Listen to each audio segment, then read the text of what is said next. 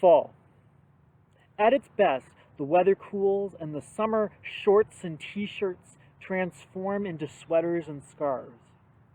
The air changes and everything seems to take on a golden sheen. Fall ushers in a magical time and holds memories for me of apple picking, corn mazes, pumpkin patches, and fresh scones and warm cider. In my front yard, our tall liquid amber tree changed into a beautiful bouquet of reds and golds. As an adult, some of these things have never gone away, but it has brought about some different memories. The opera season beginning, barrel tastings, and even more reasons to get together with friends and family. To be fair, growing up in Southern California, the weather sometimes does not offer all the comforts of the season. It is only when I went to school up north in the Pacific Northwest, and even in the Bay Area, did I see the full effect of the season. But still, the magic this season brings is nevertheless what we make of it. It's fun to buy into sweater weather, even when sweaters really become a testament to their name. Whew. And as we anticipate Halloween and all the holidays that excite our imagination, this is a time when we can somewhat suspend our reality and open ourselves to the comforts and childlike delights of fall. In the past, fall has meant something much more particular. The cooling weather, the anticipation of winter, brought about a bit of a rush to harvest all we can before the first frost. Communities turned out to gather in the crossworks hard to prepare and preserve food for the long stretch to the next harvest. Fall was a time of togetherness, because only together could the community survive. Only if every last hand was put to work collecting and storing as much food as possible would the community be secured. But this togetherness, although be it by necessity, usually gave way to celebration of the purest kind. Granted, the crops had not failed and the harvests were rich, people gathered together to eat and rejoice that there would be enough to eat for all. Think of the holidays that come at this time and the foods associated. Last weekend, our sisters and brothers celebrated Rosh Hashanah, the coming of the new religious year. And in a couple weeks, Jews all over the world will remember Sukkot, the festival of booths, a time when the shelter God gave the Hebrews is celebrated, community is reaffirmed, and our dependence on the produce of the land God gives us to feed us are held up as our connection to the world and to each other. In the Bible, God commands the first fruits of the harvest in spring and fall to be presented at the temple. These gifts of food, and much more significantly, these staples of life on earth, were given by God, and therefore God was owed thanks and praise.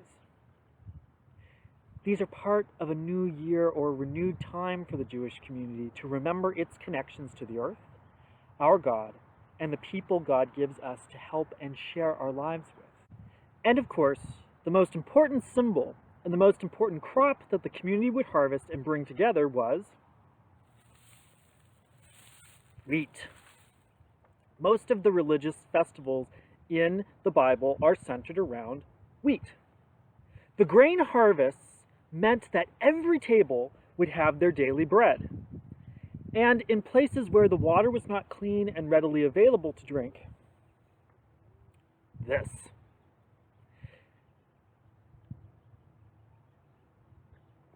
I bet you thought this was beer.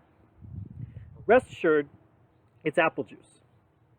But nevertheless, the grain harvest of the past, and in other places grapes, and the making of wine and beer, ensured that life continued, centered on the eating and drinking of a community. And in my ancestry, and now fully available to everyone, the coming of fall has brought another festival which has historically centered on the harvest, Oktoberfest, which began last weekend as well. Especially in the United States today, we can usually find any ingredient all year round. We may be more tempted than ever to forget the seasons that so affected our ancestors. We may be tempted to forget that holidays weren't just caught up in themes and parties, they were times of celebration and thanksgiving for the most basic of human relationships, our relationship to creation, from which we can affirm our relationships to God and even one another. Even in the Christian communion meal, we have lost some of that connection. Congregations generally do not have in-gatherings of grain and flour to become our daily bread.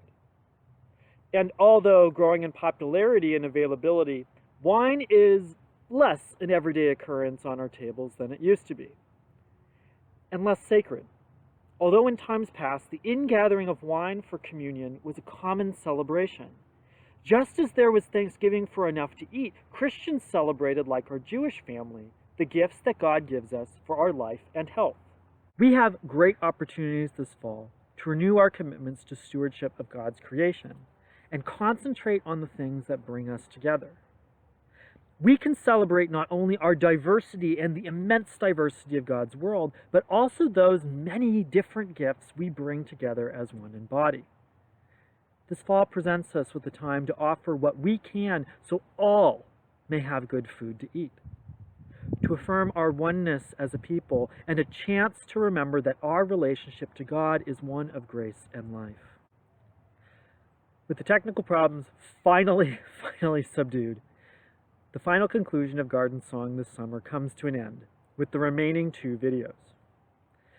In the future, Children, Youth, and Family Committee will be planning ways we can come together as families and friends and celebrate the magic of fall and the wonder and the spookiness of Halloween. Trinity Gardens reinvents its fall program of education and outreach to hundreds of school children, and is already underway. The pumpkins in the pumpkin patch are almost ready for happy families to give them a good home this Halloween. As a community, we continue to look for ways to connect in this time when most of us are feeling disconnected or isolated.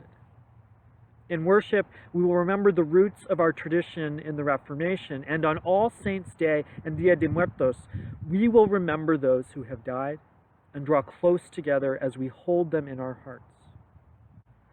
God's Work Our Hands Sunday is on the way, and in that we will have an opportunity to reaffirm our commitments to God's justice for all people in the loving relationships into which we are called. Many opportunities with our partners in mission are on the horizon. More videos connecting you to this lovely garden and to the work of noticing and dismantling racism are on their way. On October 1st, Pacific Lutheran University is holding a conversation about Pastor Lenny Duncan's book, Dear Church. On October 28th, you are invited to a conversation with Trinity about racial bias, reflecting on the book, So You Want to Talk About Race, and so affirm our commitments to God's justice, the faith which we have been given, and the love with which God enables us to love our neighbors as ourselves. Happy fall.